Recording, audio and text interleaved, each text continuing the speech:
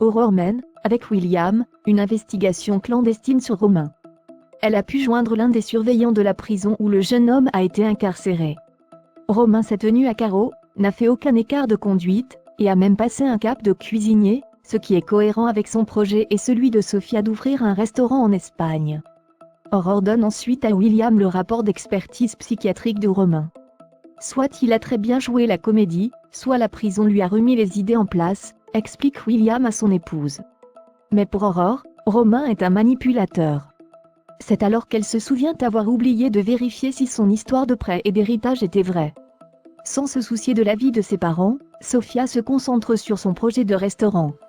Elle prend en photo la carte de la paillote de Sylvain Moreno pour l'envoyer à Romain, car elle pense qu'elle comporte de bonnes idées. Charlie est sur ses gardes parce que Sofia lui a fait croire qu'elle voulait ouvrir une paillote à côté de la sienne. Sofia commande de salade pour les tester. Romain rejoint la jeune femme pour le déjeuner. Charlie n'arrête pas de le dévisager, ce qui le met mal à l'aise. Elle finit par se souvenir que Romain est celui qui a mis la famille Donier dehors. Charlie ne pensait que Sofia était si désespérée au point de monter un business avec un repris de justice. Sofia ne se laisse pas démonter et pointe du doigt à Charlie qu'elle n'est pas sortie qu'avec des enfants de cœur. Romain partage un peu plus tard sa déception avec Samuel. Il pense que les parents de Sofia ne sont pas prêts de leur rendre visite, en Espagne, surtout William. Samuel est certain qu'ils vont finir par l'accepter et lui conseille de laisser faire le temps. Romain comprend parfaitement que les Donier lui en veuillent pour ce qu'il leur a fait, mais ce qui lui fait le plus de peine, c'est qu'il croit qu'il n'est pas sincère avec Sofia. Samuel lui assure qu'ils ne vont pas nier longtemps qu'il rend leur fille heureuse. Anne-Marie encourage Samuel à garder le haras, elle est hyper motivée. Samuel vient voir Paul le palefrenier pour lui dire qu'il compte vendre. Et il voudrait son aide pour regarder les comptes afin de lancer le processus. Samuel se rend compte que le haras fonctionnait bien. Anne-Marie découvre les préparations de Sofia et Romain, ils testent de nouvelles recettes pour leur resto en Espagne. Ensuite, elle demande à Benjamin de rester manger. Samuel a décidé de garder finalement le haras. Victoire est surprise, mais pense que ce sera une super aventure. Anne-Marie lui donne raison, certaine que Samuel ne va pas regretter sa décision. Le procureur a décidé de mettre Bart en détention provisoire avec effet immédiat, mais Karim pointe du doigt à Martin qu'ils n'ont rien contre lui. Martin n'est pas de cet avis. Tout au contraire accuse Bart.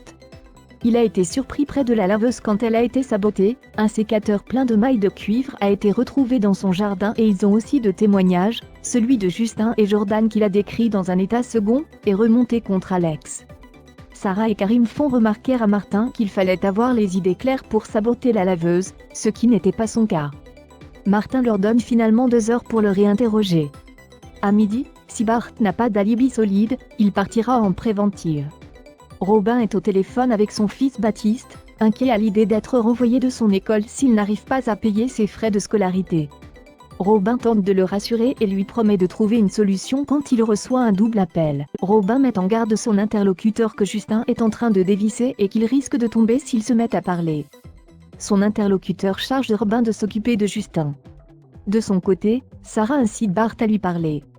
Il finit par lui confier qu'il est allé voir Flore à l'hôpital l'autre jour, mais elle venait de refaire une crise. Les médecins ne l'ont pas laissé entrer et ne veulent plus désormais qu'il aille la voir.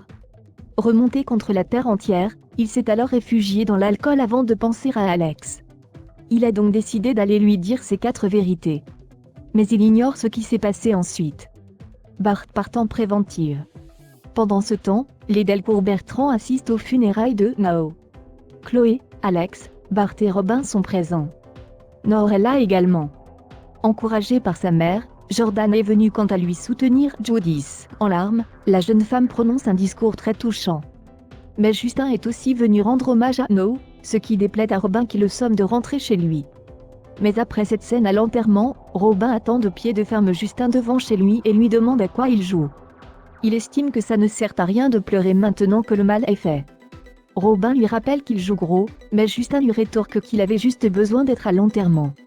Robin pense ne pas avoir été assez clair avec lui et l'entraîne à l'intérieur de sa maison. Il retrouve ensuite Bénédicte pour une séance d'ostéopathie. Elle remarque la présence d'un hématome sur son épaule. Robin prétend être tombé alors qu'il avait une pile de caisses dans les mains.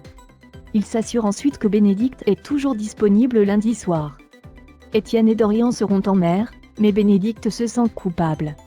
Elle promet finalement à Robin qu'ils se verront lundi soir. Dans la dernière scène de l'épisode, Justin est assis contre une poutre, les yeux fermés et son t-shirt porte des traces de sang.